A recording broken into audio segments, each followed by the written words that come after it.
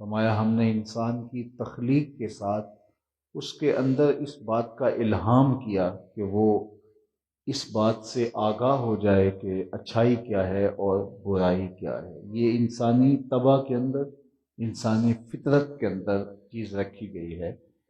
مذہب آ کے اس کو اجالتا ہے، بتاتا ہے، تفصیلات سے آگاہ کرتا ہے، تاکید کرتا ہے، گناہوں کے عمل سے روکنے کی ترغیب دیتا ہے، جہنم سے ڈراتا ہے، ترغیب کرتا ہے۔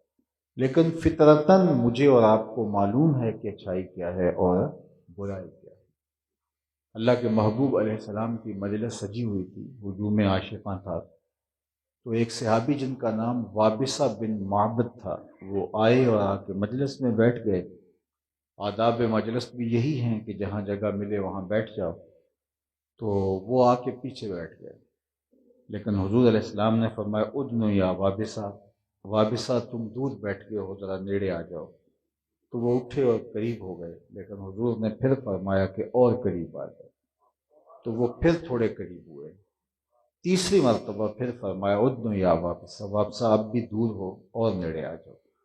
تو حضرت وابصہ کہتے ہیں میں اپنے مقدر پہ قربان جاؤں، میں اتنا قریب ہوا کہ میرے گھٹنے حضور کے گھٹنوں سے چھونے لگے۔ جب اتنا نیڑے ہو گیا تو حضور علیہ السلام نے مجھے پوچھا کہ وابصہ کوئی سوال پوچھنے آئے ہو؟ میں نے کہا جی حضور میں سوال پوچھنے آیا ہوں۔ کہا جو پوچھنے آئے ہو وہ پوچھو گے یا بتاؤں کیا پوچھنے آئے ہو؟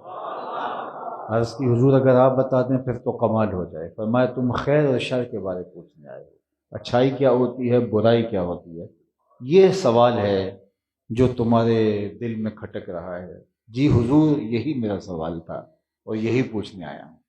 کہا اس کا جواب مجھ سے لینا ہے یا اپنے آپ سے لینا ہے؟ عرض کی حضور اگر جواب آتا ہوتا تو سوال ہی کیوں بنتا؟ تو یہ 3 انگلیاں حدیث پاک میں آتا ہے، حضور نے جوڑی، فَضَرَبَ عَلَىٰ صَدْرِهِ فَقَالَ اسْتَفْتِ قَلْبَكَ۔ حضور نے یہ انگلیاں جوڑ کے ان کے دل پر ماری اور کہا یہ اندر مفتی بیٹھا ہے، اسی سے پوچھ لے، یہی بتا دے گا اچھائی کیا ہے برائی کیا ہے۔ اقبال نے کہا تھا نا کہ اپنے دل سے پوچھ، ملا سے نہ پوچھ، یہ دل ہی بتا دے گا کہ اچھائی کیا ہے، دل ہی بتا دے گا کہ برائی کیا ہے۔ جب دیوار رکھتے ہوئے ہم سائے کی 2 انچ دبا رہے ہوتے ہیں، اندر گھنٹیاں تو بج رہی ہوتی ہیں، تم غلط کر رہے ہو، تو رشوت میز کے اوپر سے پکڑ رہے ہوں یا نیچے سے پکڑ رہے ہوں، لیکن اندر سے آواز تو آ رہی ہے ضمیر کی کہ یہ تم غلط کر رہے ہو۔ تو یہ ایک طبع ہے جو انسان کے اندر اللہ نے رکھی ہے، فَأَلْهَمَهَا فُجُورَهَا وَتَقْوَاهَا۔ اس نے ہمیں بتایا ہے کہ اچھائی کیا ہے، اس نے ہمیں بتایا ہے برائی کیا ہے، پیغمبروں نے اجال دیا، کتابوں نے وضاحت کر دی، لیکن انسانی طبع کے اندر بھی یہ بات ڈال دی گئی ہے کہ اچھائی کیا ہے برائی کیا ہے۔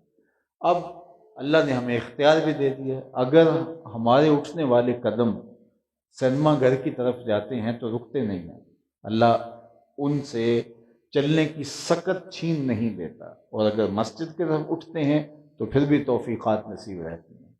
اسی طرح زبان سے چاہے گالیاں دیں یا زبان سے تلاوت کلام مجید کریں، تو گالیاں بکنے سے زبان کو روکا نہیں جا سکتا کہ زبان کی قوت گویائی سلب کر لی جائے، ایسا نہیں ہے۔ اسی طرح کان ہے، اس کی شنوائی کی طاقت رکھی گئی ہے، چاہے اس سے غلیظ گانے سنے جائیں یا ان کانوں سے قرآن مجید کی تلاوت سنی جائے۔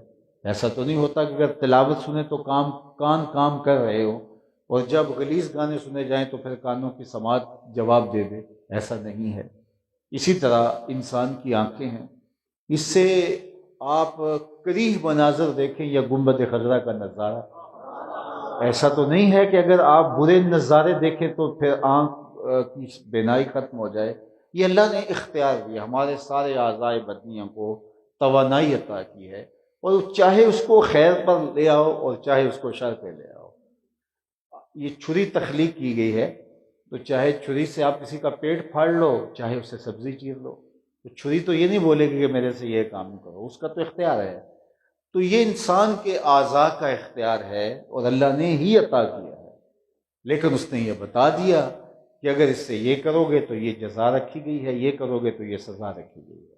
اور تمہارے پاس ٹائم پیریڈ کتنا ہے، تمہارے پاس 20 سال ہے، 50 سال ہے، 60 سال ہے، اس کو مخفی رکھا گیا، لیکن یہ بتا دیا کہ ہے محدود ہے، معین ہے، طے شدہ ہے، اللہ کے علم میں ہے، تمہارے علم میں نہیں۔ بلاوا کسی وقت بھی آ سکتا ہے، ہر وقت گٹھڑی باندھ کے رکھنا، کسی وقت بھی میسج آئے تو تم چل پڑو گے، تم ایک لمحہ بھی نہیں رک پاؤ گے۔ تو یہ مختصر زندگی اللہ کی رضا کے دائرے میں رہ کے گزارنا، یہ ہمارا مقصود ہے، اور آخرت کے لیے یہاں رہ کے تیاری کرنا۔ یہ دنیا دار العمل ہے، آخرت دار الجزا ہے، اور دار العمل میں عمل ہی کیا جاتا ہے۔ آج ہمارے پاس جو وقت ہے وہ زیادہ نہیں ہے۔ ویسے بھی میں ایک دوست سے بات کر رہا تھا، بہت پرانی بات ہے، تو وہ کہتا ہے میں نے حساب نکالا ہے، ایوریج زندگی 50-60 سال ہے آج کل، 60 سال لگا لیں، ویسے کوئیوں کی زیادہ بھی ہوتی ہے، کچھ جو ہے وہ 40-45 میں بھی چلے جاتے ہیں، کچھ جوانی میں بھی چلے جاتے ہیں، لیکن ایوریج 60 سال کے آگے پیچھے۔ تو اس میں سے تیسرا حصہ تو روزانہ ہم سوتے ہیں، یعنی اگر 24 گھنٹوں میں 8 گھنٹے ہم سوئیں تو 60 سالوں میں سے 20 سال تو نیند میں گئے، باقی 40 سال بچے۔ ان 40 سالوں کے اندر جو پہلے 13-14 سال ہیں بلوغت سے قبل کے، ان پر نہ شریعت مواخذہ کرتی ہے اور نہ ہی اخلاقی طور پہ اس پر کوئی زور دیا جا سکتا ہے، تو 14 سال وہ بھی 15 سال نکال دیں تو باقی جو ہے وہ 40 سال سے 25 سال بچے۔ روزانہ 1 گھنٹہ بھی اگر واش روم میں آپ بسر کرتے ہیں تو 3 سال تو یہ بھی نکل گئے، 25 سال سے باقی 22 سال رہ گئے، پھر بڑھاپے کے کچھ نکال لیے۔ اس نے مجھے جمع تفریق کر کے بتایا کہ کچھ 17 سال بچتے ہیں جو انسان کے پاس ہے، جس کو اس نے گزارنا ہے۔ اگر 60 سال زندگی ہے تو پھر بھی جو صافی ہیں وہ 17 سال ہیں۔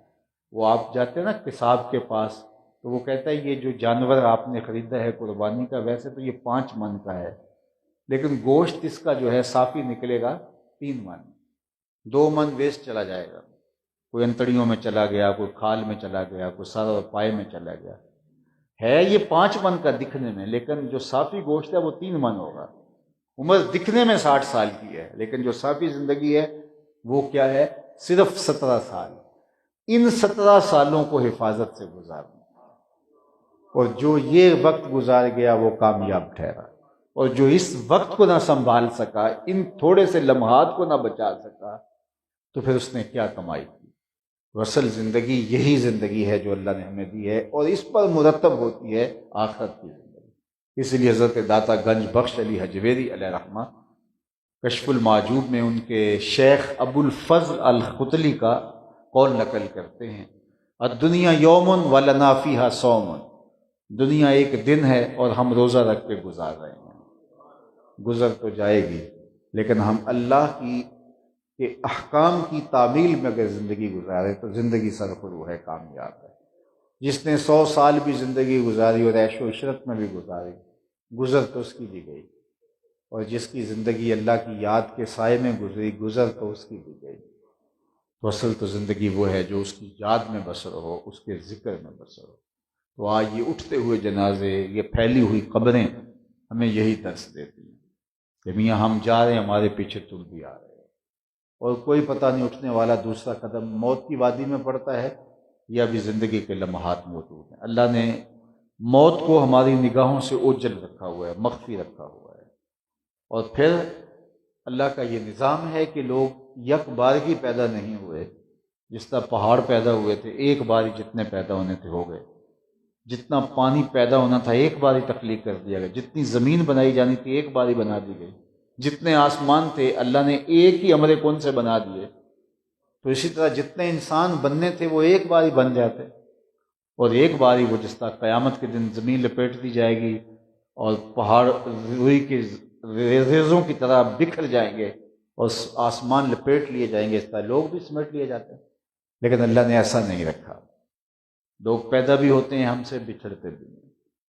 اگر ایک دم لوگ تخلیق کیے گئے ہوتے اور ان کا انجام ایک دم ہی ہوتا تو بہت سارے لوگ تھے جو معاد کا، آخرت کا انکار کرتے تھے، مرنے کا انکار کرتے تھے۔ آج کتنے لوگ ہیں کہ جو مختلف اختلاف رکھتے ہیں، فرقے، گروہ، دھرم، مذاہب، مسالک، اور آپ اگر دیکھیں تو دنیا میں سینکڑوں کے حساب سے افکار ہیں، اور جو مختلف فی چیزیں ہیں، وہ بھی ہزاروں نہیں لاکھوں کے حساب سے، لیکن ایک چیز پر کسی کا اختلاف نہیں، اور وہ ہے موت۔ سب، چاہے وہ کوئی کسی بھی مذہب سے تعلق رکھتا ہے، کسی بھی مسلک سے تعلق رکھتا ہے، کسی بھی فرقے سے تعلق رکھتا ہے، کسی بھی گروہ اور جتھے سے تعلق رکھتا ہے، یہ اسے یقین ہے کہ میں نے مرنا ہے۔ کیوں؟ اس لیے کہ وہ موت کو اپنی آنکھوں کے سامنے دیکھ چکا ہے، وہ کئی جنازے اٹھا چکا ہے، اس نے لوگوں کو قبروں میں اپنے ہاتھوں سے اتارا ہوا ہے، اس لیے وہ اس بات کا انکار نہیں کرتا۔ لیکن معاد کا، آخرت کا لوگ انکار کرتے ہیں۔ آج کی تاریخ میں بھی لوگوں کا 17% طبقہ ہے جو مذہب کو نہیں مانتا۔ پوری دنیا کے 8 ارب 7 ارب انسانوں میں سے 17-18% لوگ ہیں جو مذہب کو ہی تسلیم کرتے، آخرت تو دور کی بات ہے۔ اور پھر کتنے لوگ ہیں جو آخرت کو نہیں مانتے، اور کتنے لوگ ہیں جو آخرت کو مانتے ہیں لیکن ان کا عقیدہ آخرت اس طرح کا نہیں جو اسلام نے دیا ہے۔ کوئی ہواگان کے تصور میں ہے، کوئی تناسخ کے تصور میں ہے، کوئی اور رنگ کے اندر آخرت کو مانتا ہے۔ تو آج کتنے لوگ ہیں جو آخرت کا انکار کرتے ہیں؟ کیوں؟ اس لیے کہ آخرت ہم نے دیکھی نہیں۔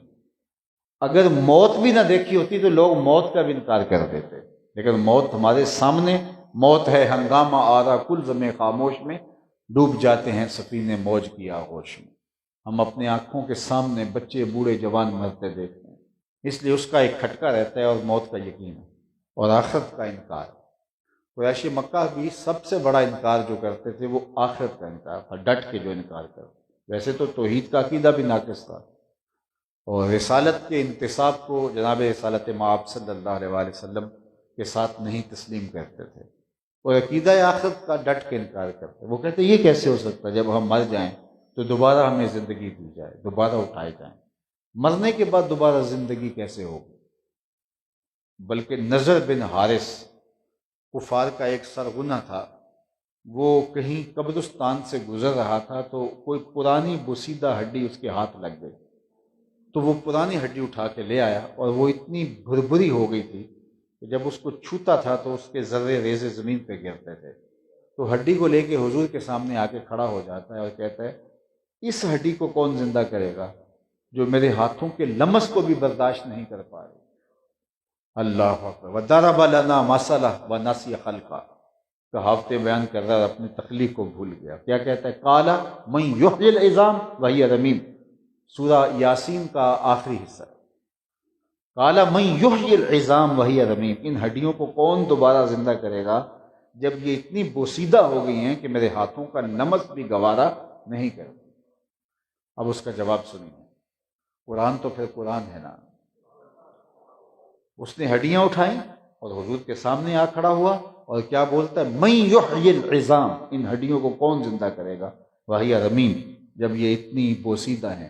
جواب کیا آتا ہے؟ قل، اے محبوب فرما دیجئے، یحییھا الذی انشأھا اول مرہ وہو بکل خلق علیم، اسے فرما دیجئے اب تو ہڈیاں موجود ہیں اور اس کے ٹکڑے اور ذرے موجود ہیں، جب ہڈیاں بھی نہیں تھیں تو جس نے انسان بنا لیا تھا وہ جوڑ کے بھی بنا لے گا۔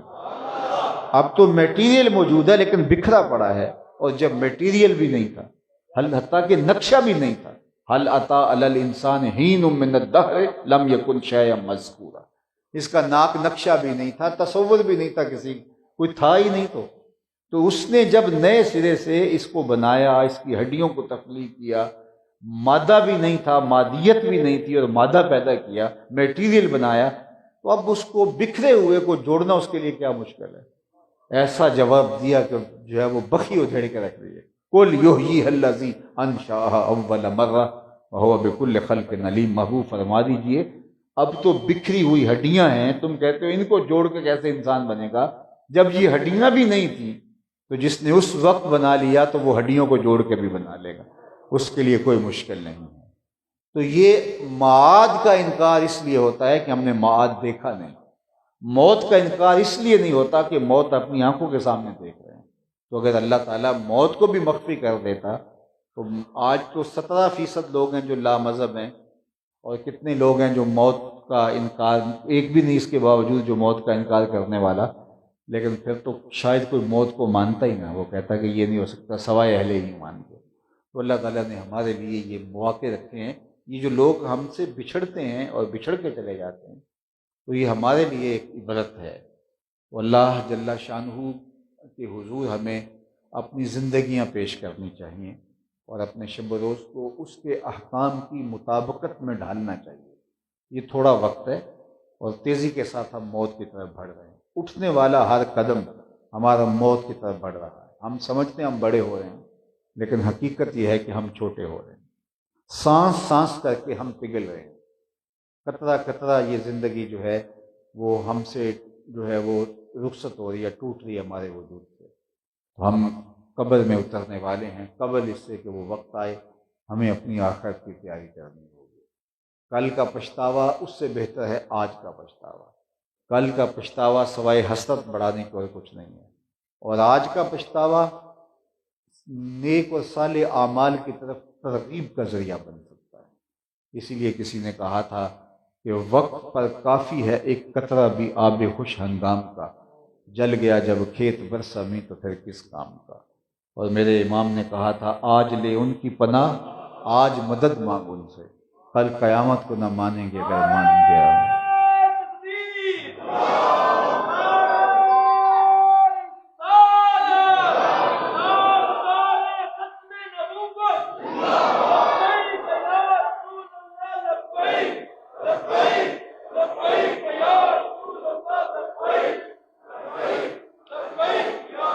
تو بارگاہ ازدی میں آپ سارے لوگوں کی آمین کے ساتھ دعا گو ہوں کہ اللہ تعالی ہمارے محترم یاسر بھائی کے والد بزرگوار کو کروٹ کروٹ جنت کی بہاریں نصیب فرمائے، ان کو توفیق صبر عطا کرے اور ان کے اخروی برزخی درجے بلند کرے۔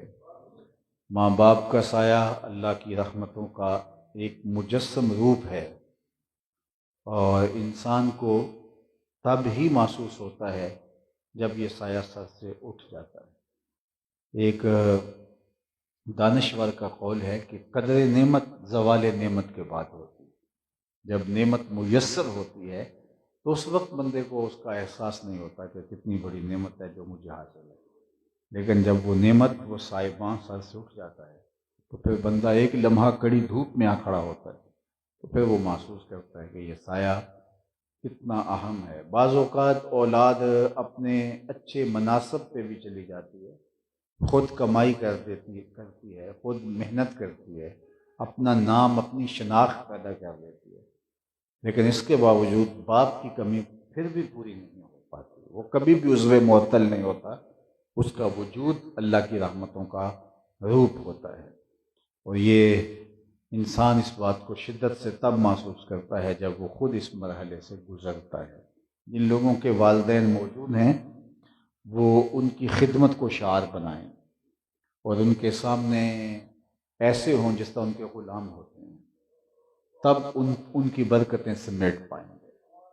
میں نے کتب تصوف میں پڑھا ہے، ایک حدیث پاک سے اس کی تائید بھی میسر آئی، جو شخص اپنے والدین کی خدمت تو بڑی بات ہے، صرف ان کے لیے روزانہ اہتمام سے دعا کرتا ہے اور اس میں ناغہ نہیں کرتا، روزانہ اہتمام سے ان کے لیے دعا کرتا ہے، ساری زندگی اس کے رزق میں بے برکتی نہیں آ سکتی، صرف ان کے لیے دعا کرنے کا یہ نتیجہ ہے۔ تو جو ان کی خدمت میں اپنے آپ کو لگا دیتا ہے اور اس کو سعادت مندی سمجھتا ہے، تو اللہ جل شانہ اس کے لیے کتنی رحمتوں کا نزول فرماتا ہوا، کتنی برکتیں اس کے اوپر اترتی۔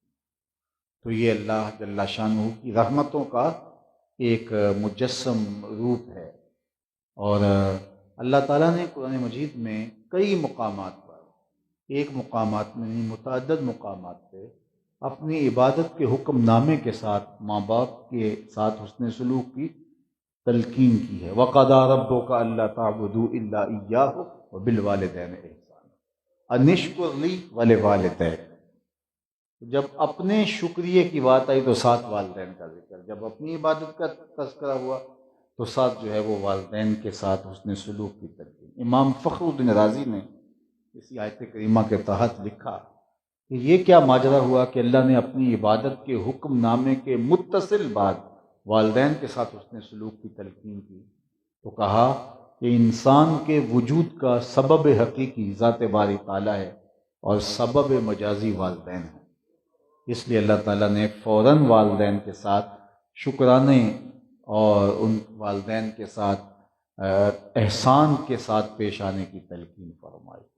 جو بندوں کا شکریہ ادا نہیں کر سکتا وہ رب کا شکر گزار بھی نہیں ہو سکتا۔ دیکھو، مجھے اور آپ کو یہ یقین ہے، اور ہم نے اپنی آنکھوں سے اپنی ماں کو دیکھا کہ کس طرح اس نے ہماری پرورش کی، ہم نے اپنے باپ کو دیکھا کہ کس طرح اس نے ہمارا پیٹ پالا، ہماری ضرورت کی تکمیل کی۔ ہم نے باپ کو پرورش کرتے دیکھا، ہم نے ماں کو تکلیف سہ کر کے شدت کی گرمی میں ماں کو دیکھا۔ اس پیار کو دیکھ کر کے بھی اگر ہم ان کا شکریہ ادا نہیں کر پاتے تو رب کے جو احسان ہیں وہ تو انڈٹھے ہیں۔ تو پھر بندہ اس کے احسانات کو کیسے مانے گا جب وہ احسانات نہیں مان رہا جو دیکھے والے ہیں، جو اپنی آنکھوں کے ساتھ۔ میں تو اپنے دوستوں کو کہتا ہوں کہ صرف رمضان المبارک کے اندر ہی سحری کے وقت ماں کا کردار دیکھ لیں۔ وہ بھاگ بھاگ کے کھانا تیار کر رہی ہوتی ہے، اور کتنی سحریاں ایسی ہوتی ہیں کہ وہ جو ہے وہ بغیر کھائے پیے روزہ رکھ لیتی ہے، لیکن اولاد کی ضرورت بھاگتی بھاگتی کوئی دو لقمے اٹھا لے تو اٹھا لے۔ ورنہ اکثر ماؤں کا حال یہ ہوتا ہے کہ وہ بھاگ بھاگ کے بچوں کی ہر ضرورت کو پورا کر رہی ہوتی ہے، اور خود بعض اوقات آخری 2 منٹ کے اندر دو ایک لقمے لیے اور دو گھونٹ لیے اور روزہ رکھ لیا، اور کبھی اس نے اس بات کی شکایت بھی نہیں کی، کبھی وہ بولتی بھی نہیں ہے۔ تو یہ ہے ماں کا روح، اور یہ ہم اپنی آنکھوں سے دیکھتے ہیں۔ اللہ اکبر! جو سروس فراہم کرتی ہے اپنی اولاد کے لیے، جو باپ پردیس میں جا کے پردیس کاٹتا ہے، اذیتیں کاٹتا ہے، یہاں مزدوریاں کرتے ہیں، اذیتوں سے گزرتے ہیں، اب یہ تو ہم اپنی آنکھوں سے دیکھتے ہیں، اور اگر دیکھے بھالے عمل کو بھی ہم شکرانے کے انداز میں نہ دیکھ سکیں، اس کا جواب نہ دے سکیں، تو مالک نے جو ہمیں تخلیق کیا ہے وہ تو ہم نہیں دیکھ پاتے، اس کی کرم نوازیوں کو اس طرح سے تو ہم نہیں دیکھ پاتے، اس کا وجود تو جو ہے وہ پوشیدہ ہے۔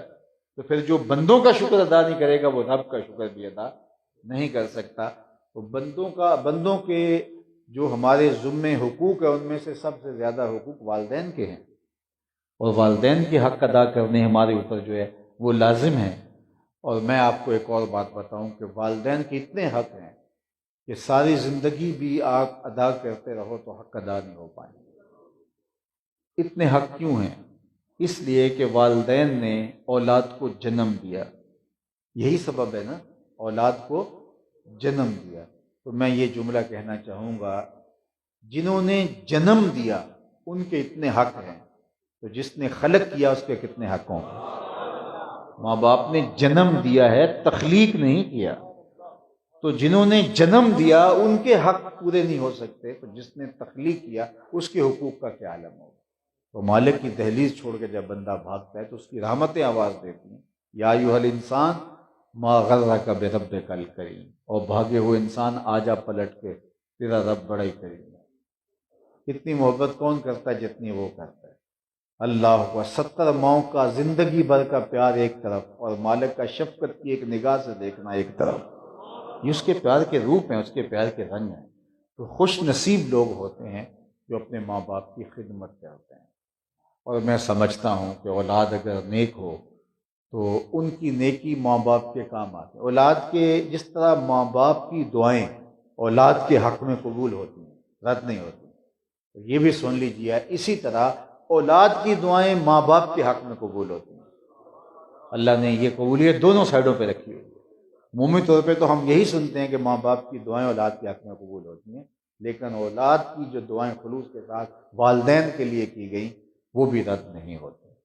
اور اولاد اگر نیک ہو تو اہتمام سے دعا کسی وجہ سے نہ بھی کر پائے تو دن میں کتنی مرتبہ کہتی ہے، ربنا اغفر لی ولوالدی، اللہ مجھے بخش دے، میرے ماں باپ کی مغفرت فرما دے۔ تو اولاد جب نیک ہوگی، صالحہ ہوگی، پاکیزہ ہوگی، تو وہ کس خلوص کے ساتھ اللہ کے حضور یہ دعائیں مانگ رہی ہوگی، اور اللہ ان دعاؤں کو رد نہیں فرماتا۔ تو میں اللہ کی بارگاہ میں دعا گو ہوں آپ سارے لوگوں کی آمین کے ساتھ، مرحوم و مغفور کے لیے، انہوں نے اپنی اولاد کی دینی تربیت کی اور مولانا یاسر صاحب کو وقف کیا تعلیم دین کے لیے، اور یہ تعلیم دین حاصل کر کے آج ممبر و محراب کی ذمہ داری کو نبھا رہے ہیں، اور یہ والدین کا بہتر اثاثہ ہے کہ وہ ایسی اولاد چھوڑ کے جائیں جو ان کے لیے دعا کرے۔ وَوَلَدٌ صَالِحٌ يَدْعُو لَهُ، جو والدین صدقہ جاریہ کی شکل میں چیزیں چھوڑ کے جاتے ہیں، ان میں سے ایک نیک اولاد ہے جو ان کے لیے دعا کے سلسلے کو جاری رکھتی ہے۔ اور ظاہر ہے کہ ممبر و محراب کی ذمہ داری یہ اللہ کا بہت بڑا احسان اور کرم نوازیوں کا رنگ ہے، تو اس کی برکتیں اللہ ان کی قبر میں اتارے، ان کی قبر کو اللہ وسیع، کشادہ، منور، خوشبودار اور ٹھنڈا فرمائے، اور اللہ ان بھائیوں کو، بہنوں کو، اس خاندان کے جملہ افراد کو، اللہ تمام رشتہ داروں کو توفیق صبر عطا فرمائے، اور یہ مسجد اپنی تعمیر کے تمام مراحل سے گزر کے تکمیل کی منزل تک پہنچے، اور یہاں روشنیاں، نور و اجالے پھیلتے رہیں۔ اللہ مجھے اور آپ کو اپنی خاص کرم نوازیوں کے سائے میں رکھے۔ پروگرام شاید جاری رہے گا، میں اپنی گفتگو کو یہیں سمیٹ